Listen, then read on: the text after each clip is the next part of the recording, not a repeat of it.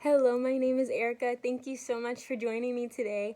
The title of my sermon is Run Your Race with Excellence, and I will be reading from Hebrews 11:39 through 12 verse 3.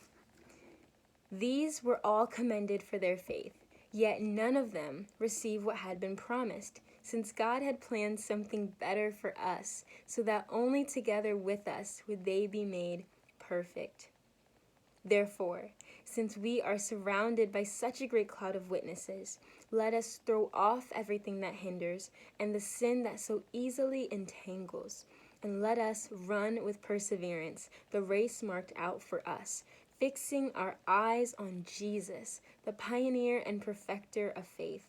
For the joy set before him, he endured the cross, scorning its shame, and sat down at the right hand of the throne of God. Consider him who endured such opposition from sinners, so that you will not grow weary and lose heart. If you've ever attempted running or physical exercise, you know that it requires motivation. And the same is true for our spiritual lives, which can be compared to running a race.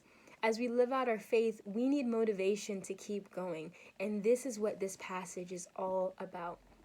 So before we dive in, let's talk about the historical context of this passage, because it's very important to first set a foundation of understanding the historical context and the background so that we have a more proper understanding of the text. So from scholars, we have learned that this text, the book of Hebrews, was likely written before the year AD 70, which was the year of the destruction of the temple in Jerusalem. We also know that we're not sure who wrote the book of Hebrews.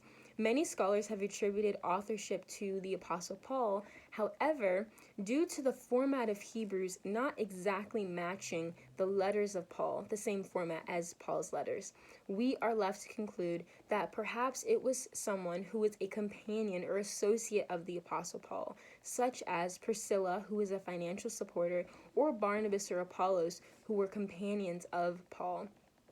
Scholars have also noted that the audience of this text was likely a group of Jewish Christians who were experiencing opposition for their choice to believe in the superiority of the new covenant that Jesus established, instead of following the old Judaic practices.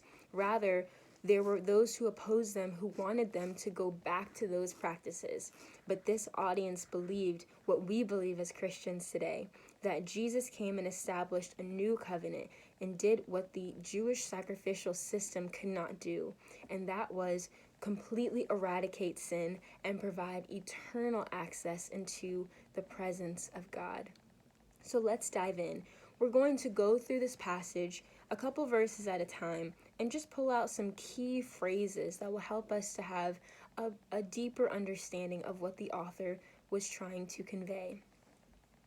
First, we go to the first two verses, chapter 11, verses 39 and 40. When I first read these verses, I thought it was very unfair that God wouldn't allow these individuals to experience the promise in their lifetimes. And here the author is referring to those that they mentioned back in chapter 11 of people who exemplified faith throughout their lives. But verse 40 here says, God had planned something better for us, and that better plan was Jesus, who came and established a new covenant. So now everyone who believes in him can have access to that eternal inheritance and look forward to the heavenly country that the author mentions in chapter 11. So we can ask ourselves, how can I look forward to the heavenly country as I run my race? Let's move on to verse 1 in chapter 12. A great cloud of witnesses.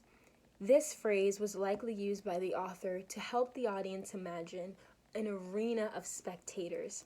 And even though we can't literally hear the voices of these witnesses, we can be encouraged by their stories. Moving on to the next phrase, let us throw off everything that hinders. That phrase, throw off, comes from the Greek word apotithemi, which means to put away, to lay aside, to be done with. The next phrase, everything that hinders, comes from the Greek word onkos, which is an impediment or a weight. If you've ever watched the Olympics or any kind of track meet, for example, Usain Bolt, the fastest man in the world, I have never seen him run with a heavy parka jacket, a huge belt around his waist, and heavy winter boots. I've never seen a runner run with those items. Runners have aerodynamic clothing to help them against the wind resistance, and they do everything they can, even down to shaving their legs, whatever it takes so that they can run with excellence and win the race. So we have to ask ourselves, what is weighing me down that's preventing me from experiencing this promise? That's preventing me from running my race with excellence. Moving on to verse 2, we're fixing our eyes on Jesus, the pioneer and perfecter of faith. Jesus is the pioneer and perfecter. He's able to start the work and finish the work of faith in us. And he is the one we look to. He is our forerunner. He's the lead runner in our race. A forerunner boat was used in the early centuries to go ahead of a larger ship to drop an anchor into the harbor and allow that ship to come in without any issues. Jesus went ahead of us. He established that new covenant. So now our confidence is established, as the author says in chapter 6, an anchor for the soul, that hope, that's an anchor. Jesus went ahead of us. So now when we run our race, we run confidently, knowing that our steps are not in vain. Moving on in verse 2, Jesus endured the cross, scorning its shame. The author was likely emphasizing the shameful aspect of Christ's death more so than the physical pain that Jesus experienced to make a bigger impact on the audience, because crucifixion was very disdainful and looked down upon by Jewish people who saw it as a curse, and by the Romans, because it was used more so for criminals and slaves. So for Jesus to go through this kind of shame, the author may have been helping the audience to think, wow, if Jesus was able to go through this for me, how much more should I be willing to go through pain and opposition for his name's sake? So let's ask ourselves, who or what is opposing my faith that's preventing me from running my race with excellence? And how can I run against this resistance? Let's move to verse 3. Opposition from sinners. That phrase, opposition from sinners. We may be experiencing opposition in our own lives, and we know that the audience was likely experiencing their own opposition. Jesus endured that opposition from sinners, which this phrase is likely referring to those who specifically were against Jesus in his earthly ministry and those who were responsible for killing him. So again, who or what is opposing you in your faith?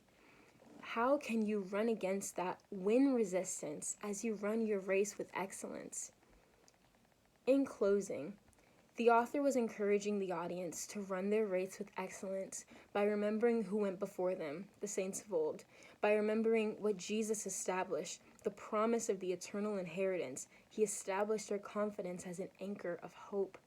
And in light of, also, they could run with excellence as they look forward to the heavenly country, the eternal inheritance that God had prepared for them, that Jesus went ahead of them to prepare.